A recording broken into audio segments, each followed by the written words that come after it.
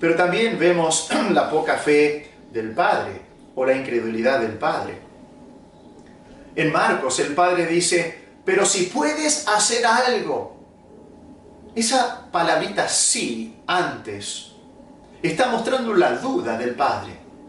El padre ya había venido con fe para que Jesús sane a su hijo, pero ya como los discípulos habían fracasado y no habían podido echarle fuera, la fe del padre iba menguando y menguando y ya no creía como antes. Ya no confiaba en Jesús como antes y colocaba una duda, colocaba un sí. Sí puedes hacer algo, en vez de decir puedes hacer algo. Yo estoy seguro que lo puedes hacer. Pone una duda, si es posible. No sé si lo puedes hacer, pero si puedes hacer algo, ayúdanos.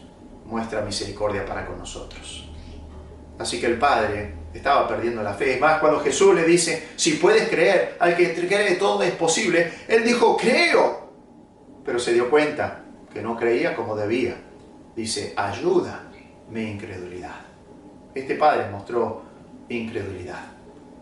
Pero también los escribas mostraron incredulidad porque ellos estaban disputando con los discípulos. Estaban discutiendo, estaban diciendo, ¿vieron que ustedes no tienen el poder o la autoridad para hacer esto? Esto es una farsa, esto es una mentira.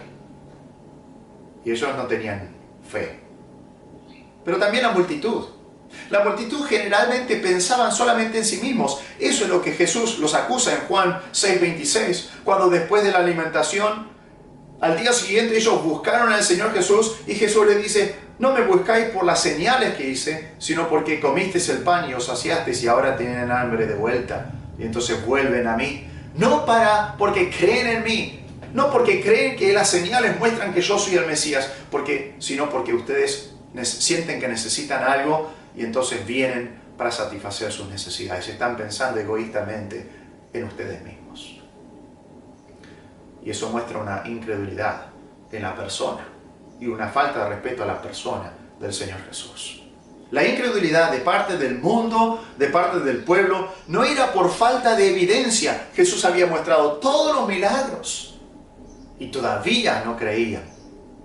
Esa incredulidad era por la impiedad de sus corazones. Por eso dice, oh generación incrédula y perversa o torcida. Su incredulidad no venía por falta de evidencia, sino por la perversidad de su corazón, por lo torcido de su corazón, por la impiedad de sus vidas. Y Jesús hace dos preguntas retóricas expresando la angustia de su corazón, su dolor, su decepción. Él dice, ¿hasta cuándo he de estar con vosotros? ¿Hasta cuándo he de estar con vosotros? O sea, ¿cuánto tiempo más tomará mostrarles quién soy para que ustedes crean en mí? Generación incrédula y perversa. ¿Hasta cuándo he de estar con vosotros? ¿Cuánto tiempo más? ¿Cuántas veces debo mostrar estos milagros? ¿Cuántas veces debo mostrar este poder divino para que ustedes crean en mí? Pero también él expresa otra pregunta que dice, ¿hasta cuándo os he de soportar? Jesús les reprocha la paciencia que estaba teniendo con ellos. ¿Hasta cuándo os he de soportar? El verbo aquí, soportar, expresa un peso que alguien debe cargar. Jesucristo estaba cargando el peso de la incredulidad, de la falta de fe y la poca fe que tenía el pueblo, los discípulos, los escribas, este padre. Y estaba aguantando eso. Después que era obvio tantas veces de que Jesús tenía el poder para hacer todas esas cosas. Pero todavía no creían. Y Jesús estaba cargando esa incredulidad. Y la verdad es que Jesús es muy paciente. Jesús es muy paciente. Fue paciente para con los discípulos. Él siguió enseñándoles y entrenándoles. Pero también fue paciente para con los escribas. En el capítulo 23 de Mateo, Jesús va a denunciar a los escribas y a los fariseos como hipócritas. Ahora, si Jesús ya no tenía paciencia para con ellos, no hubiera dicho nada, o hubiera dicho a la gente nomás que los fariseos y los escribas eran hipócritas, pero no los hubiera denunciado, no los hubiera confrontado con su pecado directamente. Esa confrontación con el pecado tiene el propósito de llevar a esos escribas y fariseos al arrepentimiento. Y eso es lo que sucede cada vez que Dios confronta el pecado en nuestras vidas. Cuando Dios nos muestra el pecado, no es para condenarnos. Cuando Dios nos muestra que somos pecadores y que hemos pecado y que hemos cometido pecados, actos de violencia en contra de Él, actos de desobediencia, actos de infidelidad, actos de incredulidad, es para que nosotros nos arrepintamos, para que nosotros sintamos convicción de pecado y nos arrepintamos y busquemos su paz y su perdón y la comunión con Él nuevamente, la restauración y la reconciliación. Ese es el propósito, llevarlos al arrepentimiento. Así que fue paciente para con los escribas. Jesús también fue paciente para con el padre de este muchacho. Porque llevó al padre de este muchacho a ejercitar su fe. Le dijo, si crees, todo es posible. Él no dijo, bueno, si ya tenés duda, andate a tu casa. Lo llevó a ejercitar su fe y a crecer en su fe, sanando a su hijo. Pero también fue paciente para con la multitud. Él continuó haciendo milagros y enseñando y demostrando una y otra vez que Él era el Mesías prometido. Pero también fue paciente para con nosotros. Fue paciente para con nosotros, llevándonos hasta donde estamos ahora en nuestro progreso espiritual. También fue paciente para con nosotros, no castigándonos de la manera que nosotros merecíamos por nuestro pecado. Y también proveyendo de muchas cosas que necesitábamos aún sin que nosotros se las hubiéramos pedido en oración. Jesús ha sido muy paciente para con cada uno de nosotros. Segunda de Pedro, capítulo 3, versículo 9. El apóstol Pedro dice esto: el Señor no retarda su promesa, según algunos la tienen por tardanza. Algunos dicen, bueno, pero el Señor Jesús hace 2000 años que Él prometió volver para los suyos y no ha venido, ha tardado, está tardando demasiado. No va a venir. Pero Pedro asegura, el Señor no está retardando su promesa, como algunos dicen que está tardando demasiado. Dice, y sigue diciendo, sino que es paciente para con nosotros, no queriendo que ninguno perezca, sino que todos procedan al arrepentimiento. Jesús es muy paciente y ha esperado para buscar a los suyos, porque está esperando que aquellos que todavía no han creído en Él como Salvador personal se arrepientan y pongan su fe en Él para que sean salvos. Está teniendo paciencia para que la gente, las almas, procedan al arrepentimiento. Jesús es muy paciente, pero la paciencia de Jesús se acabará algún día. Dios en Génesis 6:3 dice, no contenderá mi espíritu con el hombre para siempre. Eso significa que no voy a aguantar su incredulidad, no voy a estar contendiendo, no voy a estar ejerciendo esa contrición y esa obra en el corazón del hombre para siempre. Llegará un punto donde la paciencia de Dios llega a su final. Dios tiene mucha paciencia. Es más, parte del fruto del Espíritu es la paciencia. Es lo que Dios hace en su paciencia, obra en nuestro corazón para que nosotros tengamos paciencia. Pero llegará un momento cuando esa paciencia de Dios se acaba. No se acaba como una impaciencia emocional descontrolada, como muchas veces nos pasa a nosotros, que somos impacientes y perdemos el control y nos enojamos o hacemos algo irracional, sino que la impaciencia de Dios es una decisión que la puerta de la gracia se cierra. Hoy Dios te da una oportunidad. Te da una oportunidad para poner tu fe en Él. O te da una oportunidad para predicarle el Evangelio a ese familiar. O Dios te da hoy la oportunidad de servirle con tus dones y con tus habilidades. Eso es lo que Dios te da, la oportunidad hoy. Pero llegará un día cuando la puerta de oportunidad se cerrará y ya será demasiado tarde para tomar esa decisión. Vendrá un momento cuando ya no podrás hacer eso, que hoy tenés oportunidad. El apóstol Pablo nos dice en 2 Corintios 6:2, he aquí ahora el tiempo aceptable, he aquí ahora el día de salvación.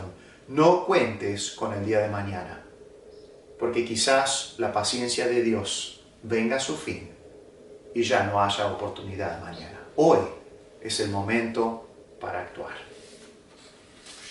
¿Se acuerdan? Dios mandó a Noé, ese pregonero de justicia, a construir un arca. 100 años estuvo construyendo ese arca mientras Dios mostraba paciencia para con el hombre. Pero la gente se burlaba de Noé. Nadie le creía. Y por 100 años Dios les dio oportunidad para arrepentirse, creer en Dios y entrar en ese arca. Pero llegó un día cuando Noé y su familia entraron en el arca y Dios cerró la puerta. Y se acabaron las oportunidades. De ahí vino el diluvio sobre la tierra y todos los que no estaban dentro del arca perecieron. Amigo, Dios no será paciente para siempre. Algún día se cerrará la puerta y será demasiado tarde para creer. Así que Jesús muestra su majestad en su persona, en su llegada, también en su paciencia. Pero también Jesús muestra su majestad en su poder. En Mateo 17:18 dice, y reprendió Jesús al demonio, el cual salió del muchacho y éste quedó sano desde aquella hora. Aquí Jesús sanó al muchacho. Y Jesús sanó al muchacho verbalmente. Nos dice Mateo que reprendió Jesús al demonio. No sabemos qué palabra habrá dicho, pero reprendió al demonio verbalmente, dijo unas palabras y con esas palabras que mostraban la autoridad de Jesús, ese demonio salió del muchacho. Algo que los discípulos habían intentado hacer una y otra vez, Jesús hizo una vez y ya lo sanó, lo curó y echó fuera de ese demonio. El poder y la autoridad de la palabra de Cristo se ve acá.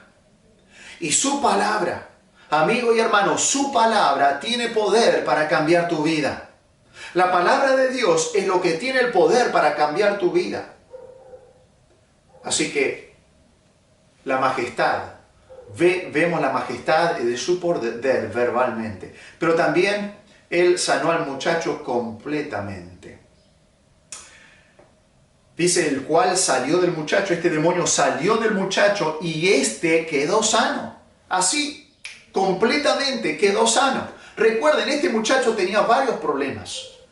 Uno de sus problemas era que estaba endemoniado. Este demonio estaba poseyéndolo y lo hacía caer en el fuego, lo hacía caer en el agua para matarlo y para destruirlo. Recordemos que cuando tenía la posesión, cuando este demonio lo atacaba a este muchacho, también hacía que este muchacho no pueda hablar y no pueda escuchar. Por eso Jesús en otros pasajes en los evangelios dice que este espíritu era un espíritu sordo o mudo. Causaba sordera y mudez en este muchacho.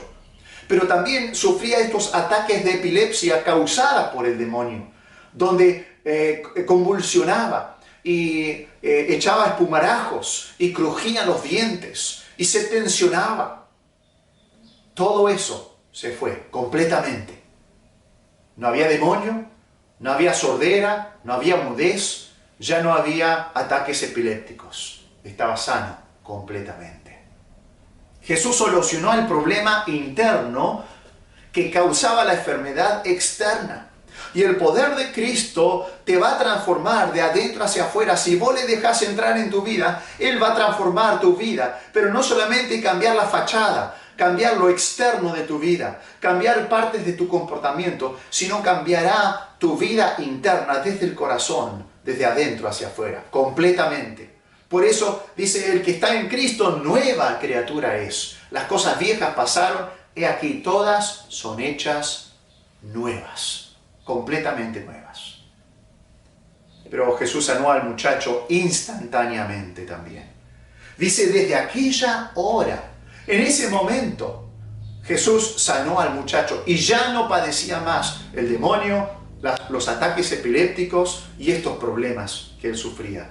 Y esta sanidad fue instantánea después de años y años de aflicción y angustia. Tantos años había sufrido este muchacho y este padre había sufrido con su hijo, pero ahora instantáneamente fue curado, fue sanado. Su problema fue solucionado. La salvación, amigo, es un nuevo nacimiento. Es la obra de Dios y esa obra es instantánea, es de un momento a otro. Es lo mismo que en un nacimiento. En un nacimiento se pone una hora con horas y minutos en la cual una persona nace. Antes era no estaba nacido o no nato todavía y después ya estaba fuera del vientre, estaba nacido. Y eso es lo que sucede en la vida espiritual también. Dios te salva en un instante, en un momento. No se trata de ser una mejor persona y un esfuerzo de hacer lo posible para cambiar y toda una lucha de un tiempo prolongado en donde vos te estás salvándote de tus pecados, sino es entregarse completamente a Cristo para que Él te salve, porque Él hizo la obra. No está esperando que vos hagas la obra de tu salvación. Lo único que vos podés hacer es arrepentirte de tus pecados, venir a Él para que Él te salve, para que Él te perdone, para que Él entre a tu vida, te perdone completamente y comience a cambiarte.